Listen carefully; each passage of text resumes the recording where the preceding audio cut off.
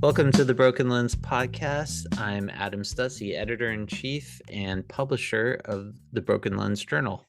And I'm Heather Watson. I'm the managing editor and the creative director. How's your week going so far? It's going well. It has been a good balance of productive and relaxing. So Nice. I feel well balanced right now. How about you? Eh, I mean, we were talking before, and my baseline is running at exhausted. So Right. anything where I get 7.5 hours of sleep might allow me to feel as though I'm on top of the world by comparison. So I'm a horrible sleeper, as you know, so very much a night owl, and that is not conducive to making it in today's 9 to 5 world. Right. Yeah. It's a struggle. Yeah. So I have exciting news in that I got my Oh my stickers of my gosh. face and my face. I still am so confused about this, but I support it. So for our listeners, I had stickers made of my face, of the exact picture that is on our website. And I only had a handful of them made, but it was with the intention of giving them to friends and, people I like to have and place in weird spots. And I, decided to throw my sticker on my water bottle, and it's been very effective because now when I'm at my job, someone who like sees my water bottle on the counter and stuff like will not confuse it with anybody else's. In fact, it looks like it's glaring at people Yeah, as, like don't touch as exactly. mine. So yeah. I So just remember being so confused when you just randomly one day sent me a PNG file of your face, just a text of your face that's and that, nothing else. And I was like, but what the hell is the this? that is the Why are you thing. giving this to me? I want to elicit confusion from Yeah, you people succeeded. because Yeah. so if anything, because the confusion that these stickers will elicit will lead to conversation Oh my and gosh. debate about the intention of my face randomly showing up Yeah. in weird places. And not even my face, just the top of my head and my glasses and me looking like I'm judging people or judging somebody off of outside of my field of vision.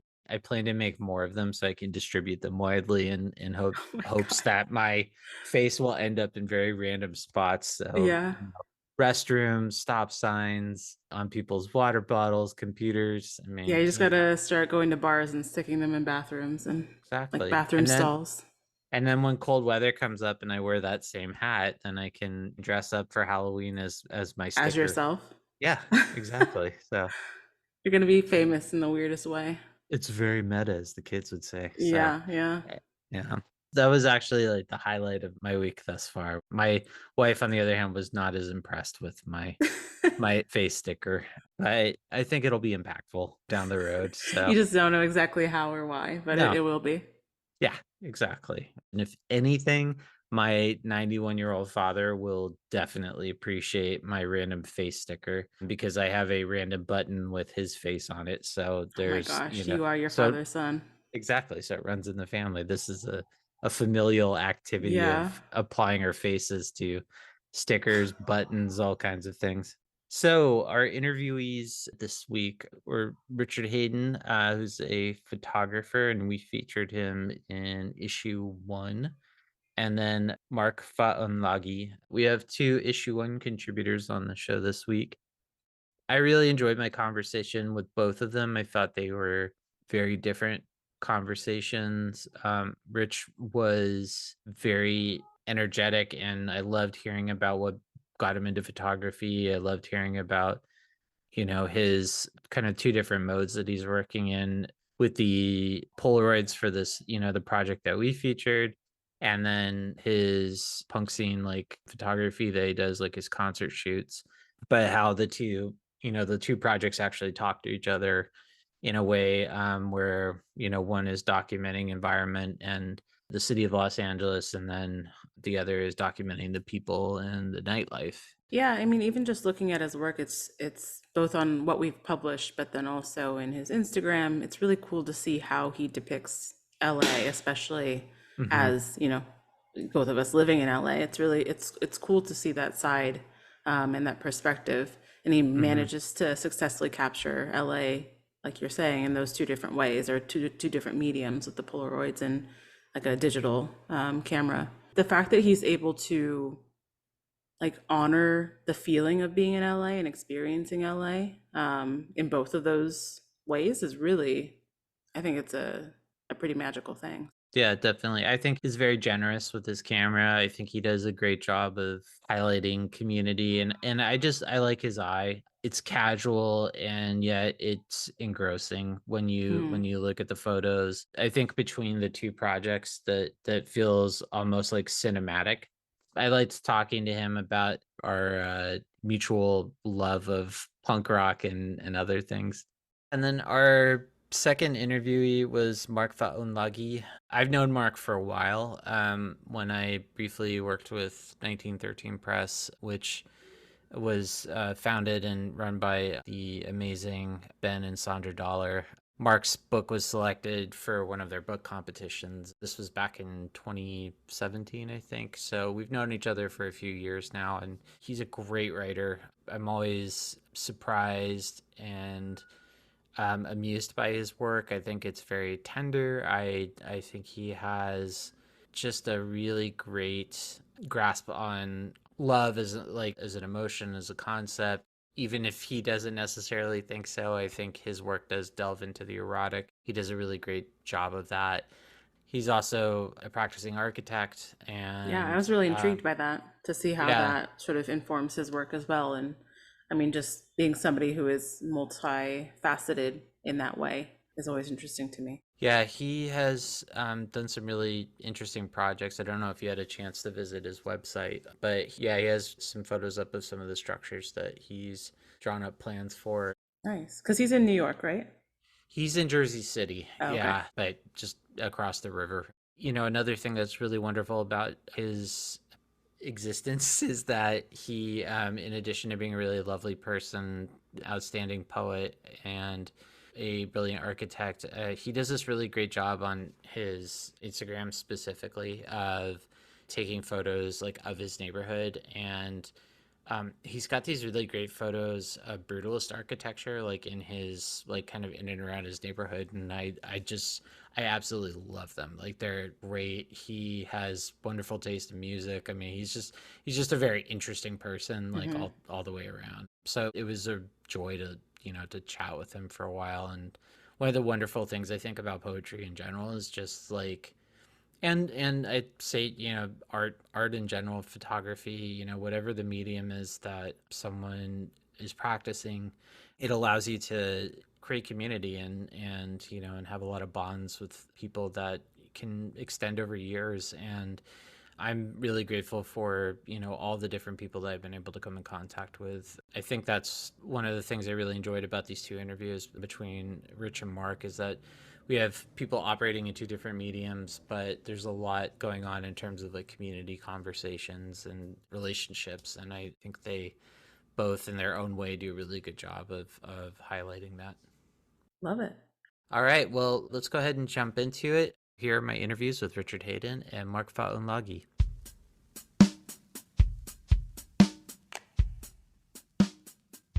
Richard Hayden, welcome to the Broken Lens podcast. Oh, thank you so much. I'm excited to be here. So I wanted to start off and just kind of describe for me your process when shooting photos. One of the things that we loved about the photos that we selected for the first issue was that they were unique cityscapes that were shot as Polaroids, and we attempted to arrange them in such a way, like on the page, to really kind of showcase almost a journey through these various neighborhoods throughout Los Angeles. And I wanted to get a sense of what your process is like when shooting with the Polaroid versus, the really beautiful concert photography that Hmm. you do, and kind of the difference between those, like why Sure. Polaroid for this project versus using like an SLR for Mm. for like your concert photography.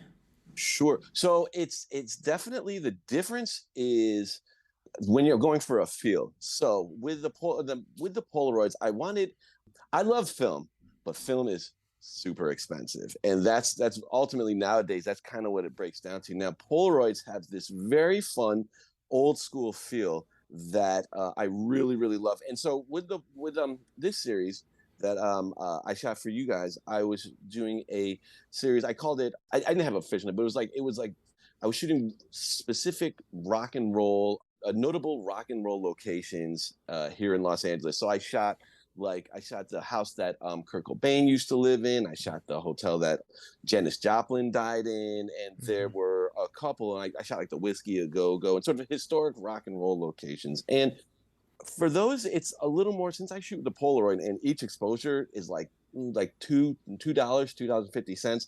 I really have to plan it out because I can't just go and just plow through film. It costs a fortune. You know what I mean? So Hmm.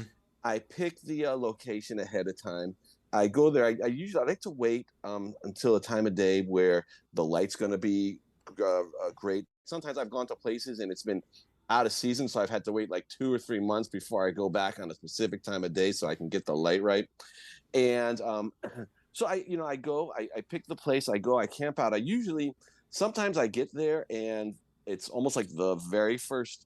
I'll take a look through the viewfinder, my camera, and it's like the very first view I see is great, and I love it, and I take the picture, and maybe I'll shoot like one or two more. But sometimes I'll go and I'll agonize over it, and I'm like, oh, do I want to go? Do I want to shoot here? Do I want this angle? Do I want that angle? And and having to really slow down with the film because it's so expensive is actually it's kind of helpful in a way. It helps to really get a good shot because everybody has this camera on their cell phone, and Hmm. it's really easy just to go to see something. Oh, like the Eiffel Tower, boom, boom, boom, or like whatever landmark you got. But if you like, this is going to cost me $2 or $3 every time I shoot the click the shutter. You stop, you wait, you look for your shot, you really spend time, and I think that it really helps the photos a lot. So that's sort of my process there. Now, with I started doing a lot of concert photography, and it's almost the exact opposite. I Hmm. have a digital camera. I go out, I shoot maybe between 500 and 1,000 pictures a night. Oh, wow. Yeah, I shoot a ton, and like Wow. I have a flash, and they don't cost anything. Once you have the camera and you got the SD card, shoot as much as you want. Because I'll shoot and shoot and shoot and shoot. I'll shoot. I'll probably delete maybe half of the pictures. And Hmm. I'll get and I'll frame a shot, but a lot of time with concert photography, you'll take a picture, you think it's great, and then like the lead singer's got like his eyes closed or something, or like they make this Hmm. like last minute move and the microphone's like right in front of their face, you know what I mean? So like, and it's just like, there we go. And Yeah, so yeah. you gotta cut him. So like, so the success ratio is much less. And I think that with I've taken film out a couple of times to shoot bands recently, and it's interesting because I do. It's kind of similar to the Polaroid. I do like try to plan each picture a little bit more. And in a perfect world, if I could shoot 10 rolls of film a night, that'd be wonderful. That'd be like an $800 night every night, though. You know what I mean? Right. It Yeah. would just it'd cost way too much. So I think that the processes are a little different, and the I'm shooting with film with Polaroids is much more meditative, much slower, and Hmm. much more quiet almost. And not just literally quiet, but I think just like mentally it's just much more. I'm just much Yeah. more focused and slower. And then when I'm shooting the concert, there's all the music, but there's just like I'm jumping around and I'm kind of Yeah. getting up in people's faces, you know what I mean? Yeah. So yeah. And it's Yeah. interesting that you describe it like that because I know for myself as a poet, there's a lot of parallels between like the draft, like the first draft process, and kind of where things can be more frenetic, and then where you start to become more deliberate during the editing process and trying to really think about, okay, like how does this line work, and or how does this combination of words work, or what Mhm. kind of rhythm am I trying to evoke here? Is this going to be able to generate the type of emotion that I want? And I Yeah. think that that's an interesting parallel between photography and writing and poetry, and there's certainly something we Mhm. wanted to to capitalize on in with the journal. Kind of taking a step back, you had mentioned some of the Polaroids shooting these iconic locations that were related to rock and roll, and I love how in a lot of ways the Polaroid project and your concert photography are very much in conversation with Mhm. one another, even though someone might not realize this landscape, and this does have like a relationship to the overall like theme of what you're doing. And I was just wondering if you could maybe like kind of talk about how the two are in conversation with each other, Yeah. you know. I think there's sort of a bridge between the past and the present. You know what I mean? Mm-hmm. So LA has a ton of great, music, entertainment, history. I mean, it's Hollywood, but there's a lot of great music history going on as well, and and there's a lot going on today. And I'm a little bit. I'm going to date myself. I'm 43 now, so I've kind of lived through a couple of like I feel you, man. I'm iterations. 42, so Yeah. Yeah, it's funny because we're getting old. I go out to these shows, and surprisingly, I'm usually not the oldest guy there. Like right. every once in a while I am. Like every once in a while I go and it's like a bunch of like kids in their 20s, and I'm like I feel like I'm old and broken. But like I'm kind of I'm like that doesn't happen. Usually there are a couple of older dudes. And actually a buddy of mine who's a photographer, he just turned 61 and he still goes to all these shows and That's photographs and stuff. amazing. Yeah. That's But amazing.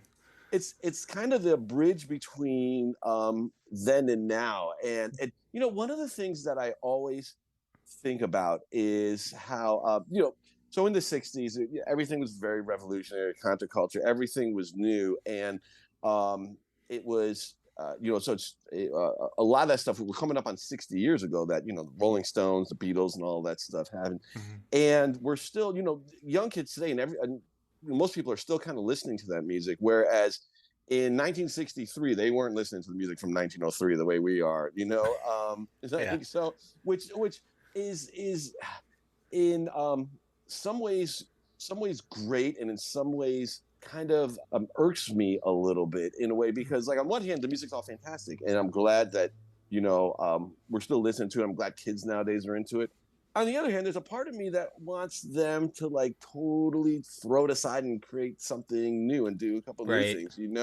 And when I go out, um I see lots when I'm photographing concerts and stuff. I see lots of different bands. I see lots of bands that sounded like they could have been around 20, 30 years ago. And then I Mm-hmm. do hear some bands that are sound a little, not, I don't know if new is quite the way, but sound much different and may not have existed 20 years ago. But I sort of being being the geezer that I am and kind of knowing a bit about the history, I kind of hear threads through what's happening today with Mm-hmm. what's happening in the past. And I think that it all, most people don't really realize, I don't often realize it, but like, a 22, 23-year-old kid who's in a band nowadays, he may hear something and I'm kind of, I can tie that to something in the past. So Yeah. I hope that the photographs do something similar. In fact, I think the next little mini project I'm going to embark on is to take my Polaroid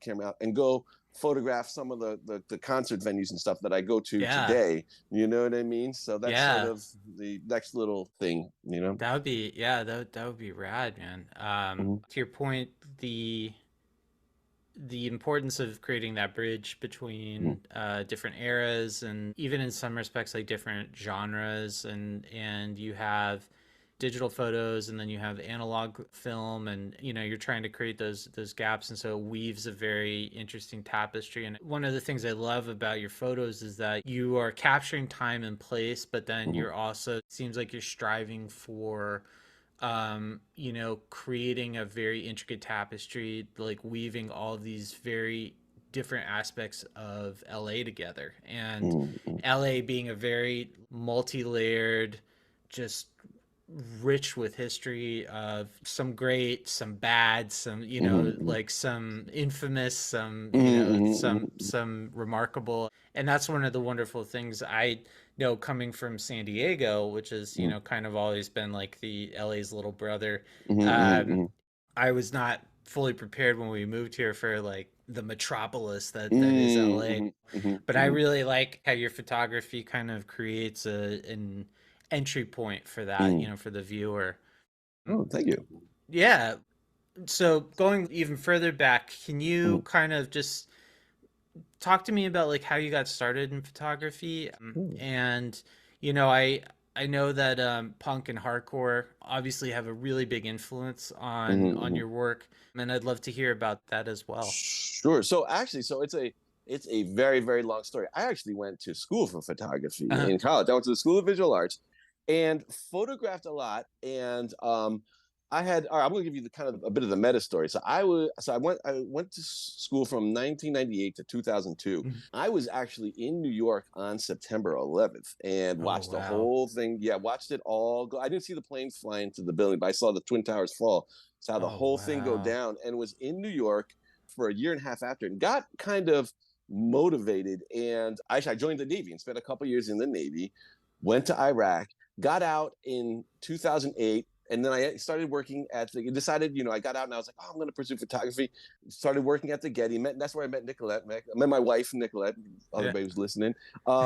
We met at the Getty and then worked there for a couple years. Decided to was taking a lot of pictures, but kind of wasn't really just kind of wasn't happening, and then we got married 2011, went to grad school, moved back to New York I'm originally from New York, moved back to New York for a couple of years, then we moved back to LA ahead of my daughter being born in 2016. Then Mhm. about a year or so ago, I was just kind of sitting around and I bought this Polaroid. I was a little bored, wanted to kind of during the pandemic, kind of like we were starting to come out of the pandemic, everything's Mhm. kind of ending, and I started taking pictures again and just kind of fell back in love with it in a way that I hadn't in many, many years, you know what I mean? And I shot back in 2006, 2007. I used to live in Joshua Tree and did some concert photography up in at Pappy and Harriet's. I don't know if you're familiar with it, but Yeah, the yeah. big, Oh big yeah. okay, yeah. Used to photograph at Definitely. Pappy and Harriet. Yeah, yeah. And I just started shooting again and just kind of I think it was I'm a little bit older. So I did a lot of writing in the time in Hmm. between as well, and I wrote a book, a memoir, which I'm hoping to get published one day. Yeah. And it's very odd. Like for me, like with the writing, I was working at the Getty, had never really been much of a writer, and in 2008, I just started working on a book, and I wrote a novel, and it was very much a first attempt novel. I think every writer has to go through a couple of them, you know what I mean? But Hmm. like something just clicked, and I just started writing, and then over the last year and a half, photography kind of clicked for me, and I haven't been writing as much, but I've had this weird photo side of my brain. To be honest with you, I don't completely understand what's going on under the hood. You know what I mean? Yeah, yeah. But yeah, I was like, you know what, Rich, don't question it. Just go with it and just sort of just do it and let's see what happens. You know what I mean? That's Yeah. really cool, man. Kind of along those lines, that you were talking, you are a writer. You talked about the memoir. You're also an essayist. You've Mm-hmm, had work published in a number of really great places, mm-hmm, and LAist, LA Times. And mm-hmm, can you talk about how writing influences your photography, or vice mm-hmm. versa? Like, I'd be curious about how the two interact. Sure. So actually, it's kind of funny because I write like a photographer and I photograph like a writer, and like so, when you were talking. It's interesting because when you were talking about poetry earlier and Mhm. sitting down and writing poetry and how during the various drafts, different things emerge. Well, the big immediate difference between writing and photography is if you're writing about a scene, I write very visually and I write very much like I'm very much in the moment and like I'm almost like I'm photographing the scene with my mind. So I describe it and in my memoir, everything is very visual and very there. So the thing about writing that I like is that you can write about a scene or something and then put it away for a little while, go back, Yeah. think on it, and say, "Oh, I want to include this, or that." So it's an ever evolving. It's always changing until you think it's done and you submit and it gets published. With a photograph, you have, I usually shoot at like 1/60th or 1/125th of a second, the shutter clicks in. So I have like 1/125th of a second, and then it's done. You know what I mean? Right. Yeah. But in the storytelling process with photography, I think really comes in the editing, when you put the photos together, when you Hmm. try to create a story afterwards. And the photos actually are almost like the words or the sentences or the paragraphs that you're arranging into this larger coherent body of work, and that tells whatever story that you want to tell. So when I'm writing, I'm sitting there, I'm thinking about these visual images and writing them down, and basically how to describe the photograph in my mind. And when I'm photographing, I'm like, okay, how am I going to take all of these photos and put them together in a Hmm. story? So and Yeah. it's I've never really taken up painting. I've never I used to play the drums when I was a kid, but as I've gotten older, later in life, it's been so fun to see how these different artistic endeavors sort of intersect with each other and how they Hmm. inform one another. You know what I mean? Yeah. Yeah. Yeah, it's really, really cool. It's interesting. One thing that you just described perfectly. So for me, when I'm writing, the real process of writing happens during the editing process for me. So Absolutely. that's where, kind of the craft comes in, because, Hmm. the initial draft is great, and that's, where you're just letting everything roll, and you're not trying to filter anything, you're not trying to edit anything. And then you come back to it, after you've had a few days, and you look at it and you go, "Oh my God, like what did I just put on paper?" And then but then you start to see, like, oh, like, okay, yeah, that phrase right there, that's kind of cool. Let me see if I can tweak that a little bit. And oh, I think I'm gonna break the line. Oh wow, look at that line break, just like Hmm. opened up another possibility. And so I think that's a perfect encapsulation of how that process evolves regardless of the medium. It's like photography, painting, drawing, sculpting, writing, what have you. They all have this fantastic, like, evolutionary process. And Hmm. so I love that you're able to draw those parallels between these different mediums. One thing that I think is important to note is that you are a veteran. You did spend a significant portion of your life as a veteran, and I wonder how your role as a photographer relates to both your experience as a veteran and also as an advocate for veterans' rights and other Yeah. veterans. You know, Photographically, not a whole lot. The writing, much, much more. The writing, Hmm. much more. But photographically, it's a little tough, only because one of the things that I think is kind of a limitation, or I don't want to say limitation, but one of the things that, like, with writing you can do that you can't really do with photographs is writing. You can write about anything in the world. I could write a story about, like, a guy in the Amazon right now if I wanted to. Hmm. You know what I mean? Hmm. But if you Hmm. want to photograph them, you got to, like, actually go to the Amazon and take those pictures. Like, Hmm. and I think, like, none of the guys that I deployed with are here in LA. Hmm. Unfortunately, I have one or two friends that are semi-local.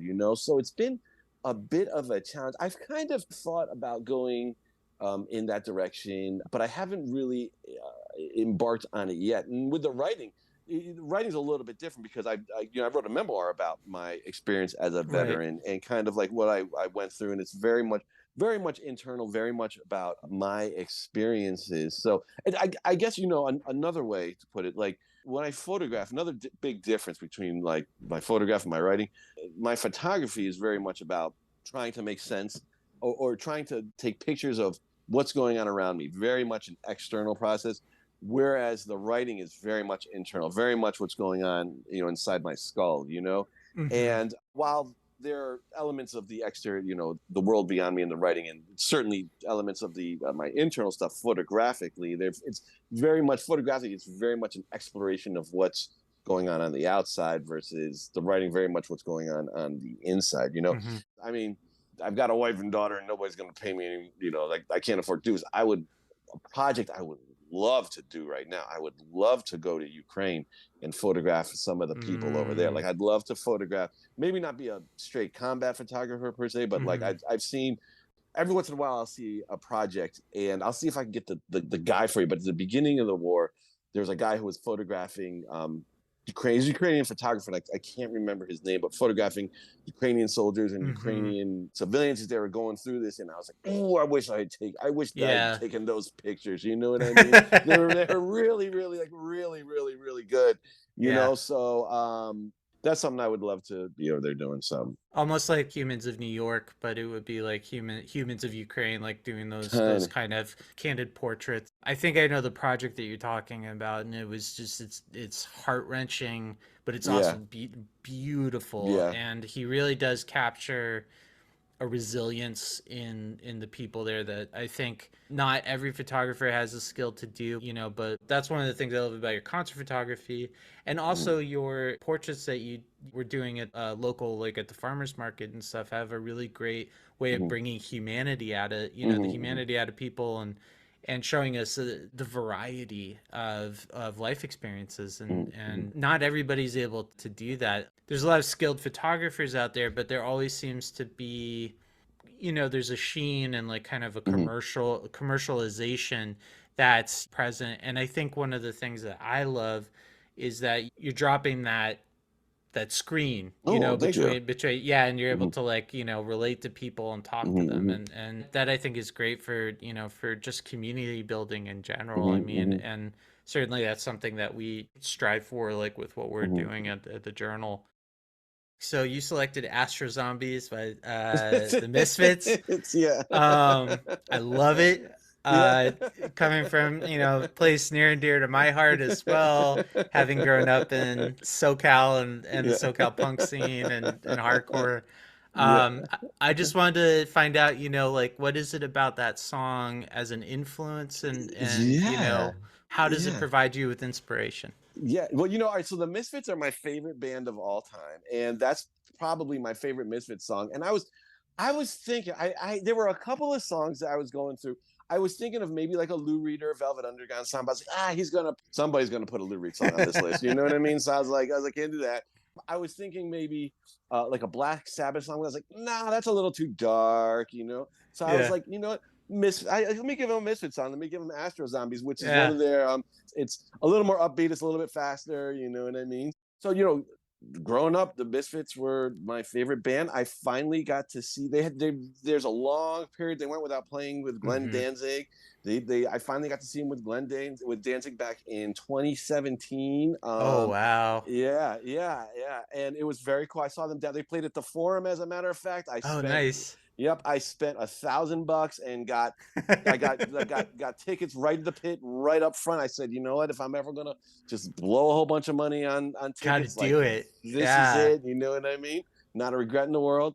And yeah, and they're just like it's kind of it's interesting too because the Misfits are they're when it comes to punk rock they're kind of immortal. There are a handful Yeah. of bands that are immortal that will always be, and visually and in terms of and they're one of those bands too that like they had great music but they had amazing visuals as well. Yeah. So Yeah. one of the reasons I think that they have been able to have such staying power is sort of a bit of both because you see like Crimson Ghost patches on like every punk rock kid's jacket Yeah. and like it's going to Yeah. be like that for the next 500 years, you know what I mean? Yeah. So like Yeah. reading your journal I was like I gotta put something a little punkier in here and something a little but I have to make sure it was classic too. It's like I can't put anything. Gotta put something classic in here so that like when people are playing through they get like, oh, okay, all right, cool. Oh, it's So yeah. rad. No, it's great. It's the spice that we Yeah, needed yeah, yeah, in the list. So yeah. it's interesting too because I think like a few songs after that, there's like Paul Simon. So it's just Yeah, yeah, like, yeah, it yeah, kind of yeah. flips it. Uh, Yeah. um, can you talk about any other? You mentioned the memoir, but if you wanted to tell our listeners about any other projects, publications, things that you're Yeah. working on or that you want to promote. Kind of a very fitfully been working towards a website that's kind of in the works. I have been fitfully working on a novel, so we'll see. Hopefully that turned into something. This one's been a little challenge, but I find if I just a little bit each day, even if I just do like a paragraph a day, like all right, I'm still touching it, and like when the floodgates open, you got to be at the bus stop when the bus comes. You know what I Totally. mean? If you're Yeah. not there, then it'll just pass you right by. So That's awesome. We'll be on the lookout for shows and new publications and everything. I'm excited, man. I'm excited to see like how your work evolves and everything else. Rich, thanks so much for joining us today. Oh, This has been awesome. I really appreciate it. cool. Thank you so much. Your journal's great, man. It's amazing. It's eclectic. It's got a little bit of everything, and I love that Thanks, it's just brother. independent and yeah, you're pushing it out there. You know what I mean? Thank you so much. I All really right. appreciate it. Thank All you, man. right. All Take right. care. Take care.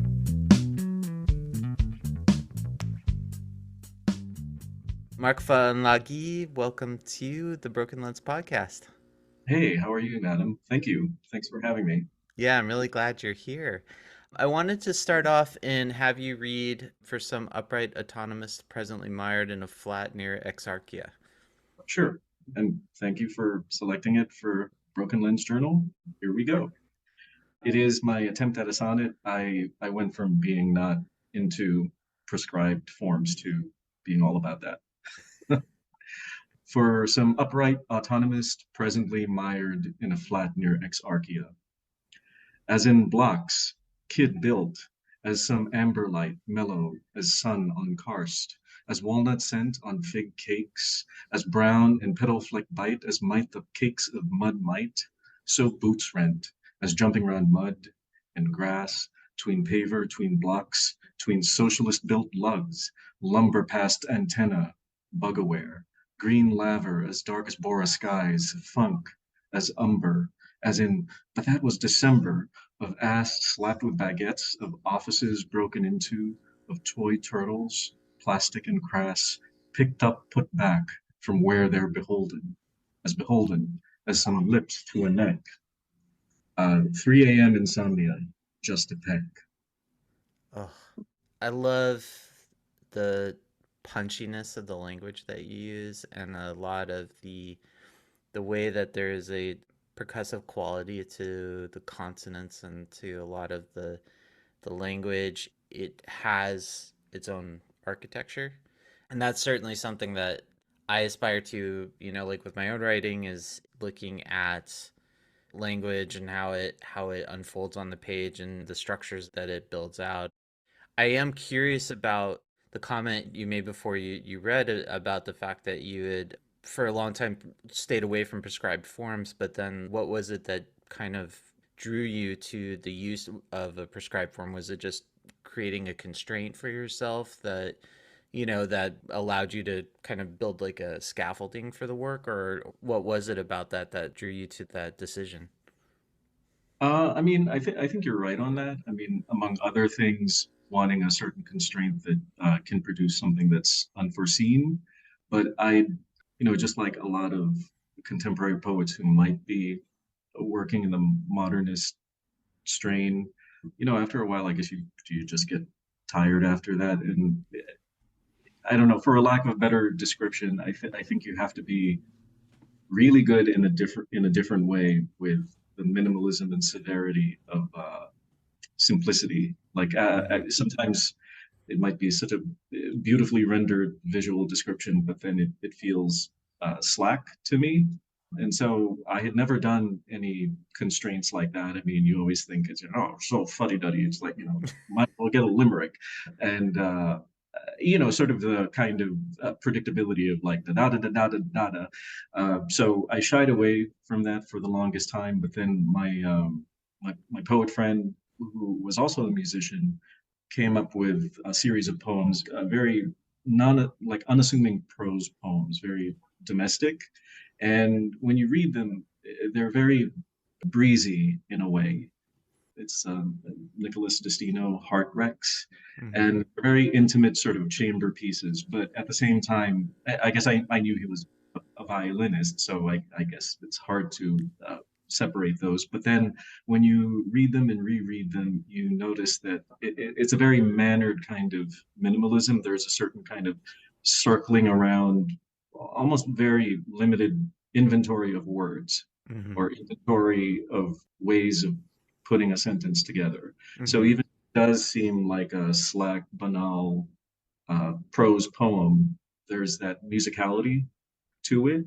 Hmm. And I thought that, as an architect, I had started, trying to being very visual and trying to focus on ekphrasis poems. I guess Hmm. that's what the book started at. But I guess as the years go on, it's less about sense and more about sort of the fun and the play of the Yeah. words, I think. Yeah, it's interesting for whatever reason, like Ted Berrigan and his work with the sonnet and how he used like the cut up method, but then still was operating with certain constraints, but that lent itself to this incredible tension that kind of exploded the language across the page and makes for this very beautiful, albeit discordant, you know, Mm, musicality, and it has its own rhythm. It's very evocative of the rhythms, I would say, of like New York. And for someone who has not lived there like myself, certainly there's a certain like punchiness and architecture to his work that I could see in parallel to what you had written here. So there's definitely those elements in conversation going on. It's interesting because I also feel like there are a lot of corporeal elements that are present in the poem for me and also in your other work. And I did want to kind of get your thoughts on like how does the body, feature in your poetry and what does that mean to you? I mean, again, being in the profession I'm in, I guess I kind of revel in sort of in the sensuousness of the material. Not that I don't like talking about ideas, but I guess this is the same reason why I had shied away from these traditional forms in the beginning, because a lot of times, unless you really dig deep and look at the essence of, let's say, a sonnet or ghazal, you get weighed down with all the trappings on the surface. I mean, it just seems like, oh my God, this is just like, a lot of buckled shoes and velvet. And then when I forced myself to do that sonnet, I said, okay, well, I mean, I can't really talk about Elizabethan stuff. I don't know that, so Right. I'll recast a modern contemporary life with that. I think with the body, I think that's the same way I treat it by not just human bodies, animal bodies, but just talking about things, the thingness of things. And then I feel that there is an inadvertent surrealism that comes out of it when you're so specific about something, not to the point of being obscure with the language. I feel like I try to be clear and Hmm. lucid with the language and describing something very specific. But sometimes when you describe something specific, like Dr. Bronner's bottle of soap with the Yeah. Yeah. with the writing on it, without really giving much context, it becomes strange. Hmm. So I think when focusing on the materialness of things and just telling and showing and not explaining or editorializing, I think that's sort of my modus operandi. Yeah. That question of thingness and how we relate to our own, our own bodies, our own existence, like our relationship to structures, us as structures.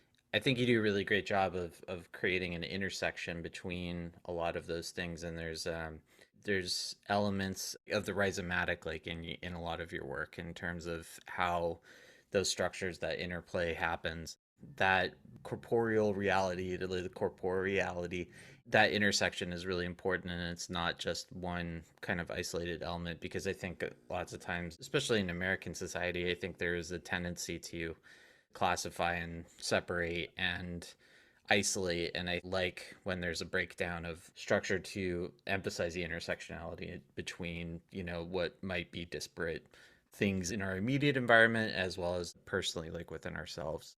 You had mentioned you are a practicing architect. I'd love to hear about how your work as an architect influences your writing. You did allude to that earlier in the conversation, but I'd love to hear more about that. In one way, that's not nice to my profession. I mean, it's I think they're quite or at least the way I see them or relate to them, the two disciplines are quite different. Where there's a certain rigor in my day job, and not to say that there's no rigor that I put in the writing. I think just as what happens in capitalist society, your relationship to work or your endeavor, it changes when it's work. Hmm. So I think with writing, it's not my work. I'm not pressured to make a living from it. And also, it's just a different kind of, I think I use the word breeziness. I mean, I hardly think you can describe architects being breezy. And if they are, they're probably not gonna have any buildings that keep standing up. So I think that's what that's one thing. It's sort of oppositional, but at the same time, I think like you're talking about structure or like a certain discipline. I was reading just to kind of get reacquainted with you the scales. It's almost like a vulture circling around, or a shark circling around. Well, okay, I didn't mean that to be so predatory, but I mean No. there's a certain discipline where you're working with a limited palette. I don't think that's a bad thing at all. I mean, a Hmm. lot of people would kind of try to toss an SAT word or a word that has such abstractness, which I glaze over whenever there are too many abstracted words Hmm. or phrases. I sometimes use them in my work, but more to kind of be a contrast or a counterpoint. I feel like even, going back to the sonnet, at least the sonnet in the English language, the Elizabethans, I mean, when you do read it, and that's part of my reservation of visiting a sonnet, revisiting sonnets, is that they do use a lot of abstractions and big concepts, but I guess the hook for me is the materiality of the language, the way Hmm. it's just very delicious. I mean, it could be a sonnet that I just really don't care much for in terms of subject matter, but there's so much going on orally Yeah. that Yeah. it's a pleasure. And it's almost beside the point. I mean, they could be making a sonnet reading cereal box ingredients, and I would listen to it. Yeah.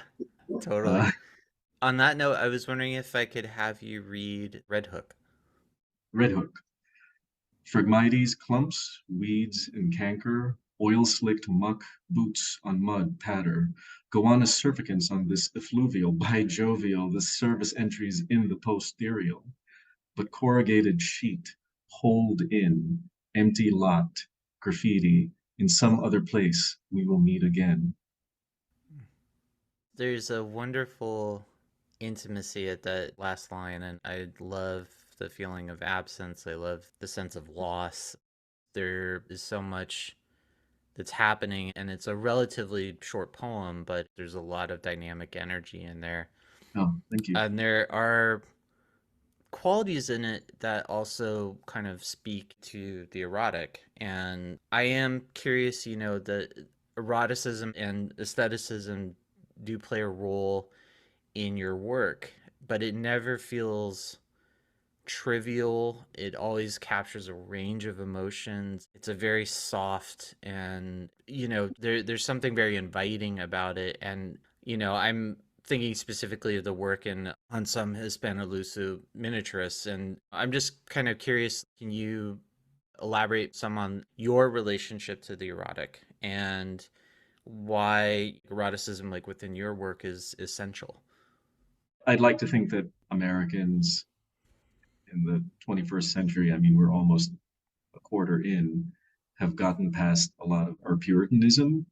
And I think with the eroticism, again, I use the word breezy. I mean, I guess that should be my tombstone. I mean, I'm going to go on sort of a tangent, but it's almost like my feeling of when you watch a movie or you read a poem and sort of the sex scene is made so, when in reality, I mean, I feel that sex and eroticism, along with eating, with working, with losing people, with moving to a new place, I mean, these are just part of the flow. It's not the thing. I mean, it's almost so awkward, and it's not because I'm a prude when I see things that are erotic or read something that's erotic, but I mean, okay, I'm just gonna fess up that I do consume a good amount of smut film, but a lot of times, I joke around about that pornography. It has a utilitarian aspect to it, but at the Mm-hmm. same time, I feel that there are interesting things surrounding it that I'm almost interested in. Sometimes I Mhm. feel that I'll watch it because of all these other things. I mean, not getting TMI, but I mean, just before the threesome happens, there are two guys engaging in it, and then a third interloper wants to join in. But then, it's one of those cheap films where, the cameraman is just filming with no edits. And I guess in the background, that third interloper, he's crouching behind a boulder, and then he sees like a butterfly on his knee, and then kind of just scoots it off.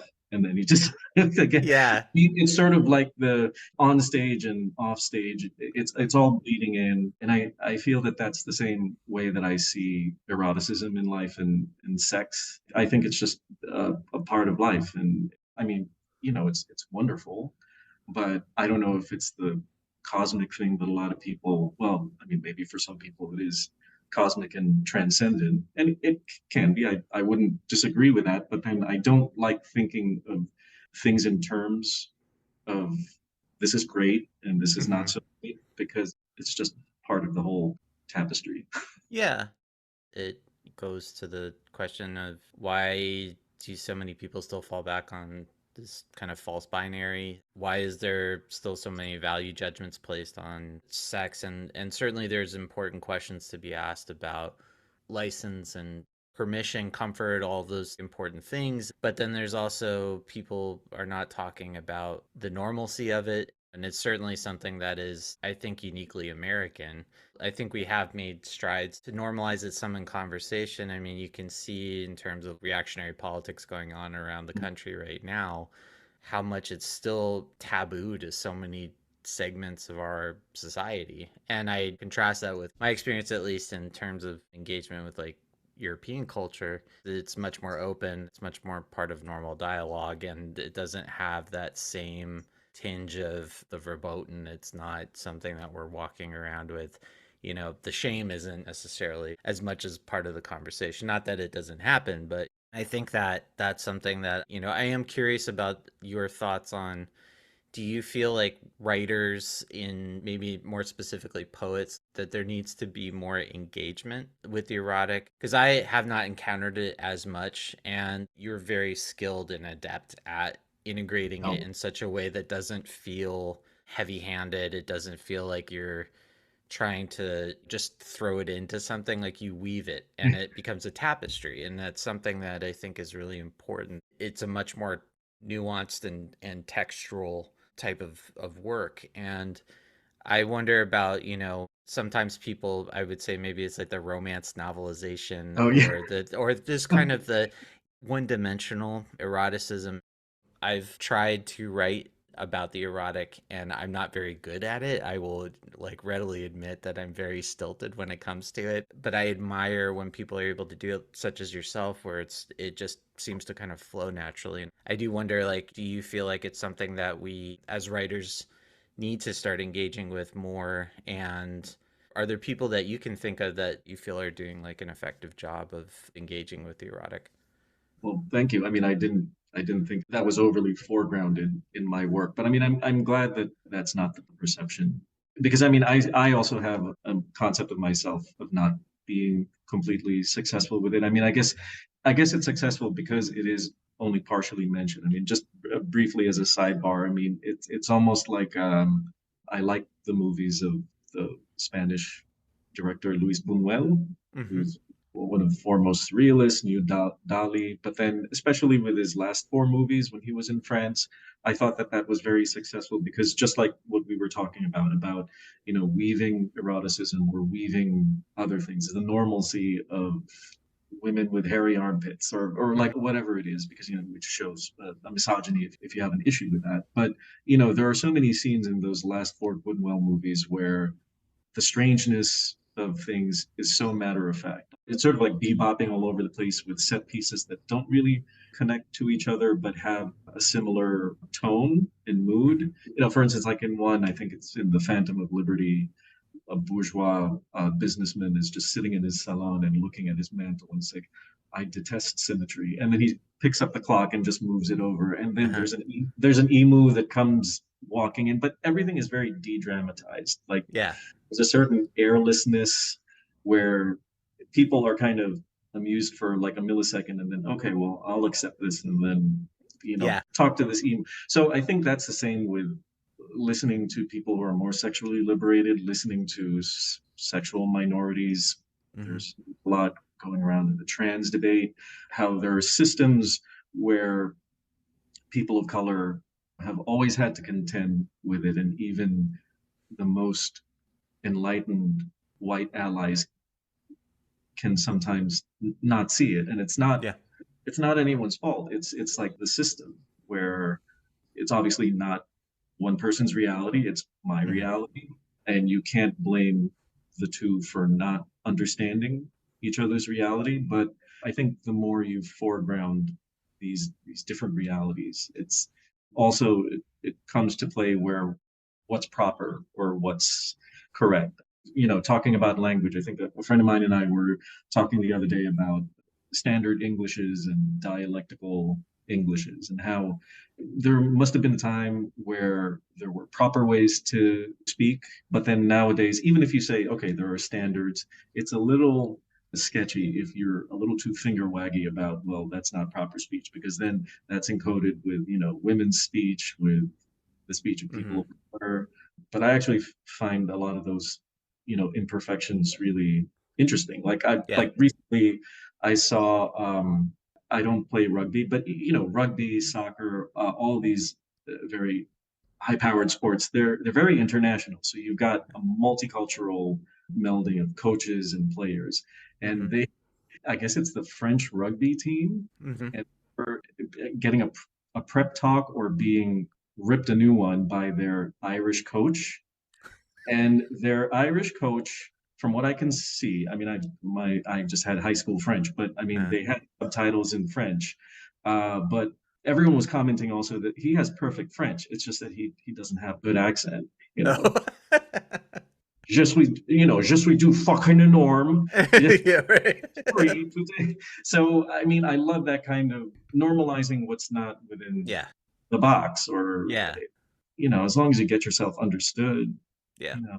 Well, and it's interesting because I think that there's constant debate about the evolution of language in each generation, and debates about how you talk about like adoption, appropriation, intersection, all of these things, come into the manifestation of new linguistics. I often think about the way that language kind of played a role in Blade Runner, for example, and that kind of melding of, I think of as like Japanese, English, and Spanish all together, in this kind of dystopian Los Angeles, Mm, which at the time was in the future, but is yeah. Now you're there. yeah, yeah, exactly. And we haven't quite made it to that yet, although who knows? I was in Los Angeles for a long weekend a couple of years ago, and then I had a late flight. I checked into my hotel, and this is what's really wonderful, and this is what I don't understand, why MAGA hates it, or why other reactionary elements hate it. So I had a Persian cab driver, that's very typical Yeah. to refugees, and then get in late, very very sleepy, and then the maitre d is this young African American guy, and he's speaking. I said, oh, he's got a closer look. Oh, he's Ethiopian. I saw his name tag, and then he had the thickest Los Angeles Chicano accent, Hmm. because it's all melding, and Yeah. I can see how that's frightening for some people, because Yeah. those are markers for who you are and Right. where you stand in the scale of things. But I think it's just wonderful. Oh, yeah. Absolutely. I think if anything, it's enriching, it's enlivening, and I think that if anything, it is a detriment to our society and just to growth as like being a human not to have this incredible melding happening. That's what I love about Los Angeles is that it's such a vast city and there's so many wonderful distinct cultures here, and it's such a just a very beautiful tapestry. I know that's probably a very like hackneyed word, but I mean it's just a gorgeous place, and one of the best characteristics of this city is how much the diversity enlivens it and makes it that much more wonderful. I didn't tell you that, but I mean, when we were chatting a little bit here and there before Destiny moved from San Diego, I was saying like, I'm so jealous. And it's like, it's great. Just the vastness. I mean, it's so vast, and also the great weather that you could be walking in a banal neighborhood and it's still buzzing with an energy. Yeah, I, absolutely. I think. One of my last questions is you select, I'm going to pronounce this wrong, but is it Ened I'm Dened by Gruff Rhys, and it's the Muzi remix of that song. Why did you choose that song, and does it have any influence on your writing or provide some inspiration? Usually I could find lyrics, translations. It's a Welsh song. By the way, Gruff Rhys is the lead singer for Super Furry Animals, which is a Oh, okay. neo psychedelic. I think they started out as techno and then they became more psychedelic. But besides being just like beautifully Beatlesque, Beach Boy-esque in the sense of its melody, I like works that work on a stealth level like that, where they kind of seduce you on the one hand with like beautiful surfaces, and then in this case, the thing that might attack me is that I don't have translations for the lyrics. I usually can with all his other Welsh songs, Mhm. but Gruff Rhys, along with his earlier work at Super Furry Animals, they had almost a very similarity to the Kinks, where the Kinks started out very kind of garagey proto punk, Mhm. but then when they went into later Village Green Preservation Society and all those songs like Lola, they're beautiful, singable, melodic songs, but then they're talking about what we were earlier talking about people in the margins, about Mhm. transvestites, about being stuck in the suburbs and being in your Shangri-La. And then, is this what you really want? But it's a Mhm. beautiful, there's a lot of beautiful oohing and ahhing in the song, and yet you feel the dread and the entrapment of the subject.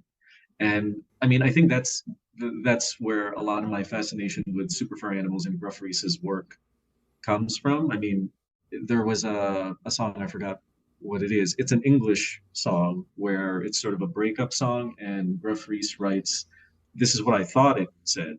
Even if we fought teeth and nail, I still recall your back in details." So that's a Mm. very sweet thing. But then when Mhm. I find the lyrics, it's even more cynical. It's like, even if we fought teeth and nail, I still recall your banking details. So it just keeps on giving, where it's this sweet sort of ballady.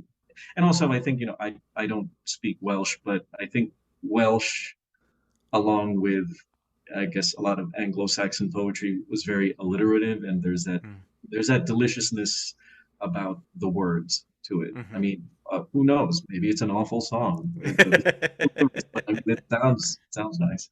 Well, we love it, and I thought it was a great addition to the playlist. So, yeah, we really appreciate the selection. Just to finish up, are you working on any projects right now? Anything you want to shout out?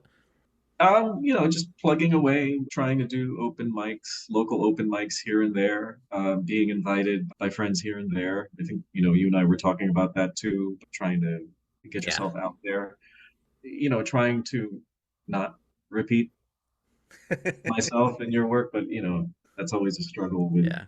everyone.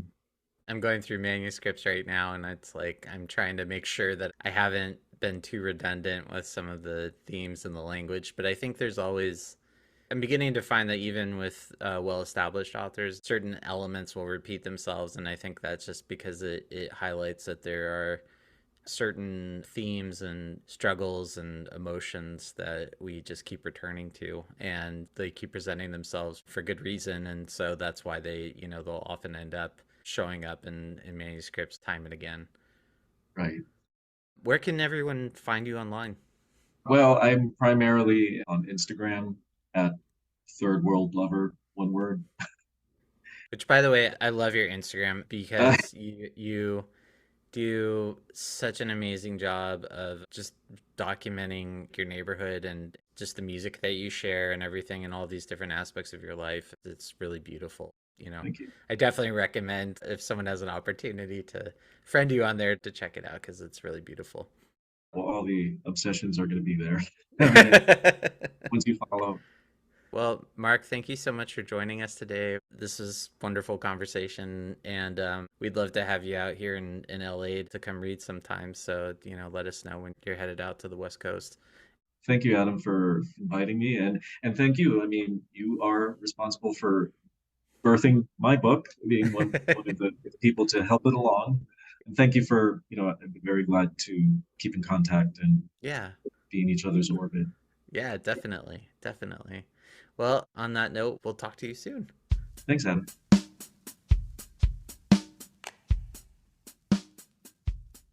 Thank you so much to Richard Hayden and Mark Faunlagui for joining us today on the Broken Lens podcast. Be sure to follow us on social media, sign up for our newsletter, keep up to date with Broken Lens Journal that way. And also just a reminder that we accept submissions to the journal year round. So be sure to visit brokenlensjournal.com to submit your work. As always, thank you to our amazing producer and engineer, Destiny. Our theme music was written, composed, and performed by Art Santora. I'm Adam Stutz. And I'm Heather Watson. We'll talk to you next time. Bye.